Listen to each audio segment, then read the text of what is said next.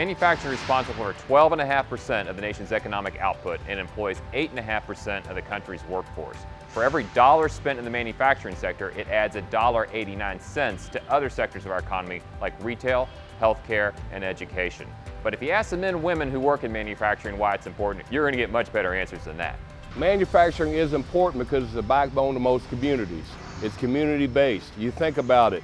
Whether a corporation has 100 employees or 10,000 employees, all that money goes back into community. Whether it's going to a car dealership, going to a grocery store, getting gas, buying your first home, all that goes back into taxes. It grows the community, it builds roads, it builds libraries, it funds schools. That is the best thing about manufacturing. Manufacturing has always been the backbone of this country and it always will be. Manufacturing is challenging from a people perspective due to the fact that the war for talent is real and finding good workers is difficult. The other thing is the manufacturing market is constantly changing and moving more towards automation, so it's ever important to continue to diversify and add to your skill set. I like working for Stronghold because we're an American manufacturing company, and that's awesome because we make good, solid products. All the products that we build relate to me because I'm a car guy. I like to work in my garage. These products would fit right there.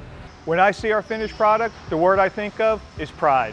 Whether that's going into the airport checkpoint at TSA and seeing our cabinets there, keeping our country safe, or an operator at the final assembly line doing the final pack out, knowing that there was hours of hand craftsmanship, it's pride. A few of the factors we're going to stay relevant against our competition is by using principles like lean manufacturing, continuous improvement, 5S, using the 8 Sins of Muda waste to keep us moving forward and to cut our expenses so we can stay relevant. In the coming weeks, we'll continue to share our story and how we adapt to the world around us.